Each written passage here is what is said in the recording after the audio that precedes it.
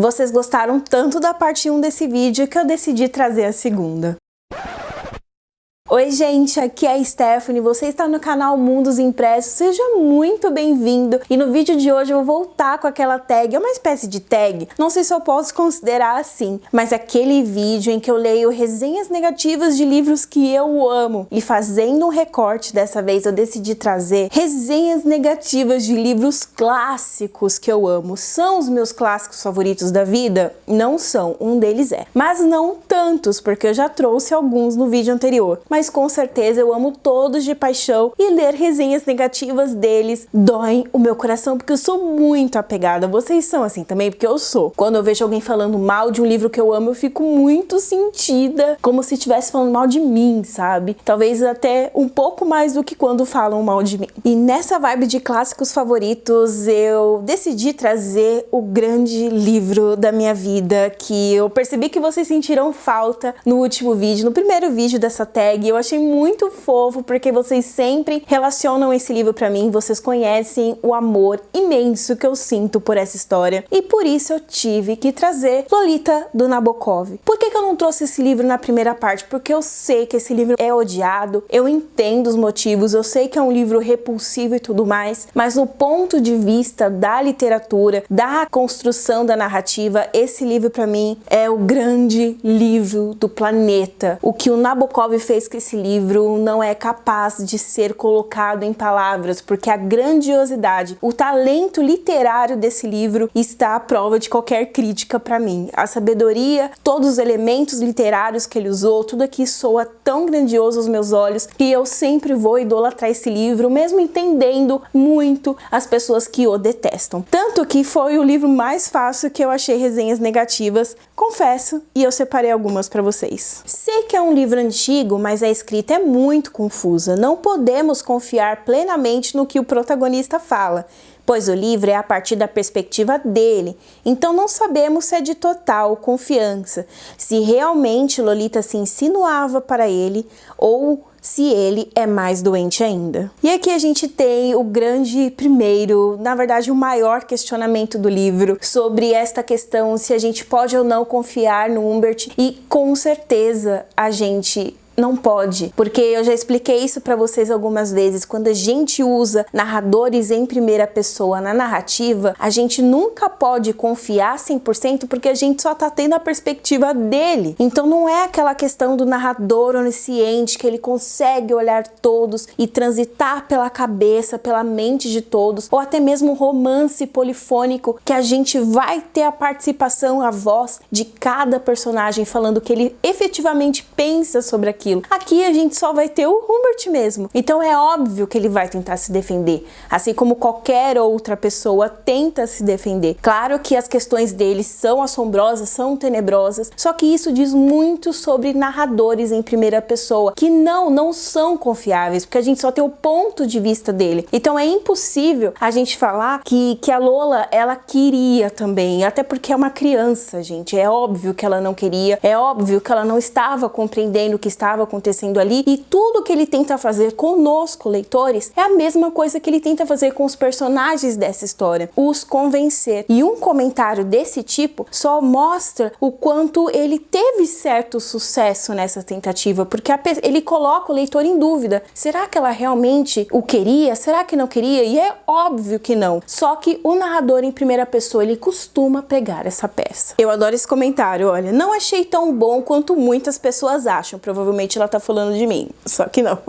Aquelas, compreendo a beleza da escrita do autor, mas foi beleza demais pra mim. Eu adoro esse comentário, eu adoro esse comentário. Tão rebuscado que ficou cansativo, custei a terminar. Essas são também críticas que fazem acerca de Lolita, que é um livro que não anda, um livro letárgico, e realmente tem um período dele que a narrativa, ela dá uma desacelerada, só que eu compreendo como parte da história, ela precisa ser exatamente assim para chegar ao grande grande clímax. Então eu não vejo como um defeito, mas eu entendo quem fala isso também. E olha isso daqui, pior do ano já. Guria tinha acabado de começar o ano, tinha certeza que era o pior livro que ela leu no ano. Que leitura diferente, fora da minha zona de conforto, e é mesmo. E que me causou sentimentos opostos, diferentes, conflitantes e até mesmo de raiva e receio. É um livro que dá raiva mesmo. Foi um livro que sempre tive curiosidade para ler e, assim como muitos, tenho que dizer que cheguei a quase detestar a história. Os personagens, é impossível não detestar o Humbert, gente. É impossível, aliás, até porque o que ele tá fazendo é terrível. A única coisa que se salvou pra mim foi a escrita do autor que gostei, tá vendo, Nabokov?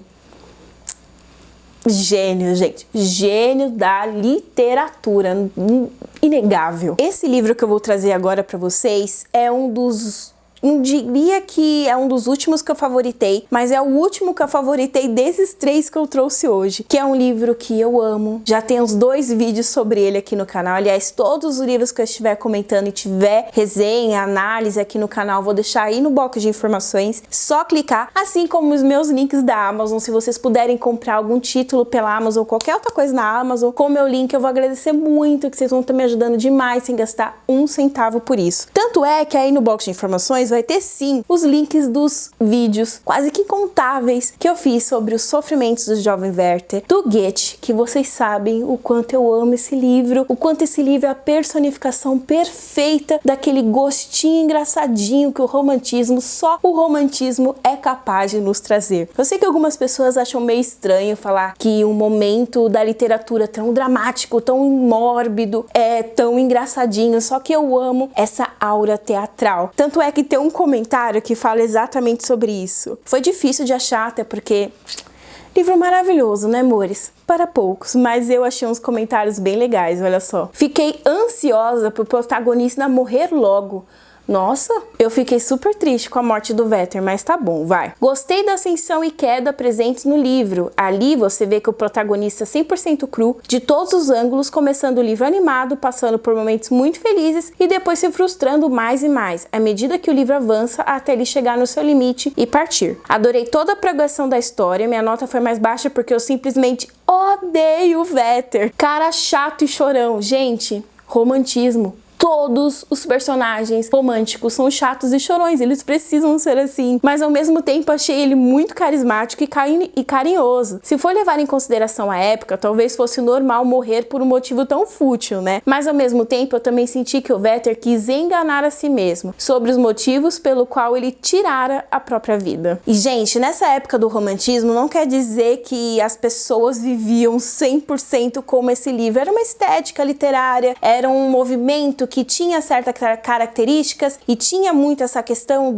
da vida boêmia, de sofrer por amores não correspondidos, mas não quer dizer que todas as pessoas viviam assim. Então não é normal da época, mas sim que grande parte da obra literária escrita nessa época tinha essas características, que eu pessoalmente amo, porque sim, todos eram chorões e talvez eu adore isso na literatura, esse draminha, esse ai, ela não me ama, como eu vou viver sem ela, eu não sou capaz de viver sem ela, sem aquela mulher no alto da torre, tão bela, que nunca olha pra mim. Gente, pode me zoar, eu acho super engraçadinho, eu fico tipo... ok, sabe? Eu realmente adoro. Morria de medo de ler esse livro por conta da sua fama. Acho que talvez me falte sensibilidade e conhecimento para entender a obra. Olha essa parte. Morria de medo de ler esse livro por conta de sua fama. Isso é uma coisa que a gente precisa quebrar. Normalmente, é claro que aqui a gente dá o aviso de gatilho que a gente fala, até porque eu não diria nem que a cena do suicídio em si, ela incentiva. Eu diria que toda a construção da depressão do Werther é o que mais mexe com o leitor, porque a depressão narrada aqui, ela é muito tocável, sabe? Ela é muito palpável, então acho que isso que é mais perigoso. Só que esse livro tem essa fama do tipo, se você não está bem, não leia os sofrimentos do jovem Werther, porque pode causar coisas em você, e isso acaba assustando um pouco as pessoas mesmo. Não vou dizer que tá completamente errado, que mesmo que você tiver com uma crise fortíssima de depressão, você vai ler jamais vou falar isso. Só que eu acho que não é sobre o suicídio em si, mas o livro ele tem essa aura melancólica que também não está reclusa a ele. A gente tem muito dessa melancolia, a gente tem muita dessa depressão, muita dessa tristeza, claro que de um jeito teatral, mas a gente tem muito desses sentimentos em toda a obra romântica. Então, se eu diria pra gente tomar cuidado, seria como um todo, entende? Mas olha esse finalzinho, só consigo ver o Werther como um cara chiclete e ainda por cima talarico. É, Werther, não tá nada bom pra tu. Agora, esse comentário é tudo. Parece que a pessoa é o melhor amigo do Werther e quer dar aquele conselho. Olha esse comentário. Querido Werther, não está sozinho quanto à poesia e intensidade de se viver. Mas tenha paciência, tudo ficará bem e seu coração se fortalecerá, sentirá os prazeres de se tornar um homem seguro e dominador de sua inteligência emocional. Só que essa pessoa ou não terminou o livro ou não leu o título, porque no caso não tem como aconselhar o Werther porque ele já zeu. Então assim, não vai adiantar muito a gente tentar fazer alguma coisa, mas eu achei bonitinho. Tá preocupado com o personagem, a gente se apega. Eu sei que as pessoas falam que o Werther é chato, que ele é chorão, que ele é mimado, que ele é grudento, mas eu adoro esse personagem, eu amo de paixão esse livro. Eu acho que ele é grandiosíssimo e é um exemplo nato do que foi o romantismo, o impacto do romantismo no mundo. Só mais um, gente, porque realmente os comentários do Werther são ótimos. Olha esse daqui. Extremamente entediante, chato. Passei o livro todo com vontade de dar uma bicuda no blá blá blá blá blá do Werther, com aquela melação dos infernos, com a blá blá blá da Carlota. Para mim, morreu foi tarde. Uma das coisas mais chatas que já li na vida. Pô, amigues, eu amo esse livro. Só dei 2 estrelas pelo respeito à importância do autor e obra na literatura mundial. Não fosse isso, teria dado meia estrela. Eu fiquei ofendida. Por último, mas não menos importante, eu quero falar de um livro nacional que eu amo demasiadamente. Um livro que, olha, eu amo este homem. Tudo que ele escreveu, eu acho grandioso. E eu vou até mostrar, só pra vocês sentirem o impacto. Triste Fim, de Policarpo Quaresma. Eu exatamente amo esse livro. Eu acho que o Lima Barreto foi um dos melhores escritores ever que já passaram por esta terra. E eu acho que todo mundo deveria dar uma chance pra ele, porque ele mais do que merece. O jeito com que muitas pessoas criticam a maneira com que ele escreve, e isso é meio engraçado, porque tem um comentário aqui que eu vou fazer um comentário oposto, mas eu basicamente gosto do jeito com que ele escreve, porque ele traz uma veracidade da rua, ele traz uma palavra falada, sabe? Do jeito que as pessoas efetivamente falavam naquela época, que só engrandece a história. É magnífico. Olha esse comentário. O fim é triste mesmo. É, gente. O fim é triste mesmo. Não é de todo ruim, tá? Não é não. De verdade, eu não esperava que a história fosse se desenrolar daquela maneira. Quaresma tinha um ar de herói, confiante nos seus estudos e queria sempre o melhor para ele e para todo mundo. O fim dele é realmente triste, triste para um carambola. Que eu lembro que quando eu primeiro assisti a adaptação, olha só o caminho inverso que eu fiz. Primeiro assisti a adaptação, depois eu fui ler o livro e na adaptação eu já fiquei muito impactada com tudo aquilo. Quanto ao texto, não estava acostumada com uma escrita mais robusta. Ó, esse comentário que eu vou fazer. Então demorei mais a terminar um livro. É um livro bem descritivo, contém ironias e críticas sociais que deixam o livro mais interessante. Prestem atenção, Lima Barreto, ele teve, digamos que ele foi uma pessoa muito largada às traças e que a própria Academia de Letras não dava espaço para ele, porque era um homem que vivia à margem da sociedade e ele escrevia de um jeito que a Academia não achava que era o jeito correto de escrever, justamente porque ele trazia palavras da rua, ele trazia uma palavra falada, o que as pessoas efetivamente viviam nas ruas, e aí a Academia não considerava aquilo importante, considerava aquilo meio às avessas e jamais queria saber de Lima Barreto. Só que pensa, mesmo naquela época, ele sendo cogitado como um escritor de baixa qualidade, hoje em dia as pessoas falam que é robusto, sabe?